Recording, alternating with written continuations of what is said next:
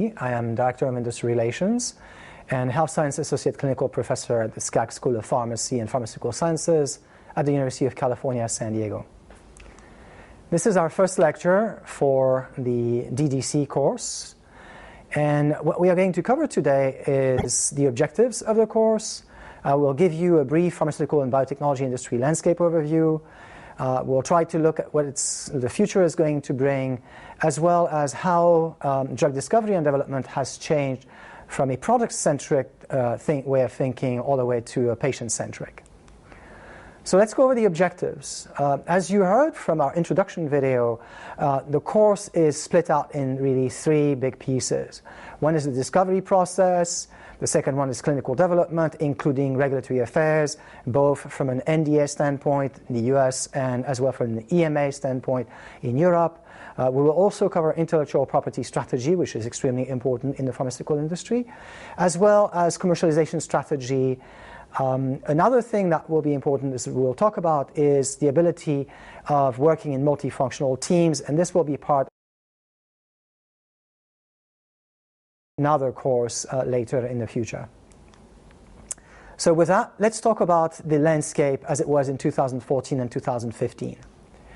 First of all, R&D in 2014 showed a recorded number of new active substances launched in their first market in 2014, which is quite important actually. As you can see in this slide, a number of deals have happened also, many deals, over 430 deals have happened that were signed in 2014, so a very active industry from that standpoint. A number of products were first in class, a number of products also were orphan drugs, and we'll talk about what orphan drugs are later on. What's interesting is if you look at the number of NME, so new molecular entity, first world launches between 2005 and 2014, is you can see that there was a period where the numbers went down to about from 28 to 21 from 2005 to 2007. And then we have been going back up since then to actually about 46 in 2014. So what's really interesting is that also many new drugs have been launched in cancer, in HCV, in eye disorder, and about a third of these new launches were for rare indications, which is quite important because you will see as we go along throughout the course that there's been a change in the market from the perspective of going after blockbusters versus rare indications. 2015 was an absolutely record year from the perspective of number of new chemical entities being approved by the agencies. 43 of them, new active substances, either NME, new molecular entity, or BLA, which is biological active substances, were approved by the agency. IMS state that there will be over 225 new drugs approval, and most of them in cancer-related therapeutic area space, and we'll go a bit more detail later on from that perspective. The slide shows you as well the different types of molecules that were approved, both new mechanism, existing mechanism, and non-new active substances. Let's talk about the approval process, which from my perspective is a barometer of industry innovations. As I showed you, 2015 was one of the biggest years in terms of getting drugs approved. What has happened also is that we have seen a decline in early development pipeline from the standpoint of it is really important to fail fast and cheaply, because when you fail early in stage clinical development, or even better in preclinical, it's going to cost you a lot less money. And from that standpoint, that's one of the things that the industry has been getting much better at. The other thing is that as of December of last year, the FDA had given 37 approval to drugs designated as breakthrough therapies, and we'll talk about that later on. 17 of them first-time approval for a novel drug.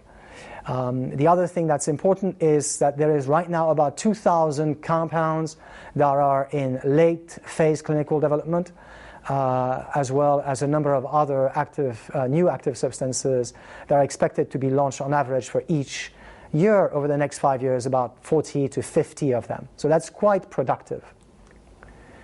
Now, one other thing that is really important to understand is that, unfortunately, pharmaceutical drug development is a business of failure.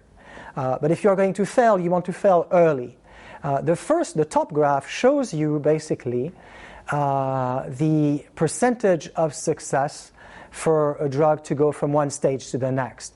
And as you can see, as you are moving down the pipeline and you're moving from, let's say, preclinical to phase 1, to phase 2, to phase 3, to submission, your probability of success is much higher.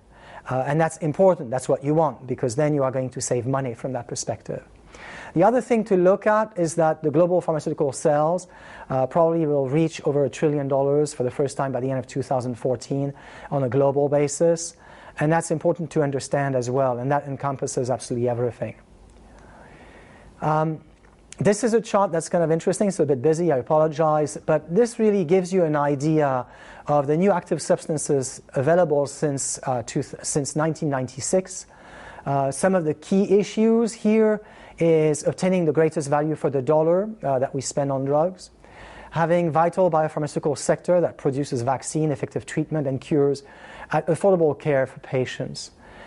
In here you have the cumulative number of launches, 5 years, novel active substances, and so you can really look at the graph and see all the different areas and different therapeutic areas. I'm not going to go in detail into this. You can see that on the slide. 2015 was really a year with a lot of pharma marketing controversies, especially in the US, but also in Europe and other places. In the US, pricing has been one of the key issues that has come up. You probably have heard about Turing Pharmaceutical, this company that bought an old drug and hiked its price by over 5,000%. That made a huge amount of scandals. The CEO ended up basically losing his job, being, I believe, also pursued by the SEC for insider trading and all sorts of really not very good things. So pharma has really had, I would say, a black eye from some of these issues on the pricing, and we will talk more about this in subsequent lectures about the pricing of pharmaceuticals. Insurer, pharmacy benefit managers, physician, even presidential candidate question pharmaceutical pricing, especially in the US, which, basically I will show you later on is a big issue. PBMs have increased the number of drugs that they excluded from the formularies just based on pricing, not based on efficacy, not based on safety.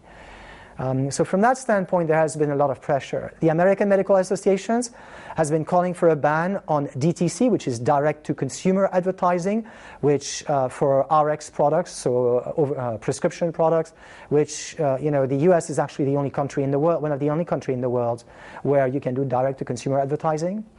And another thing that was very interesting is, and we will talk a bit more later about this, is that Pfizer was looking to do a mega acquisition of Allergan, or I should say maybe merge with Allergan. And we will see what happened, or you maybe already know since we are now in 2016.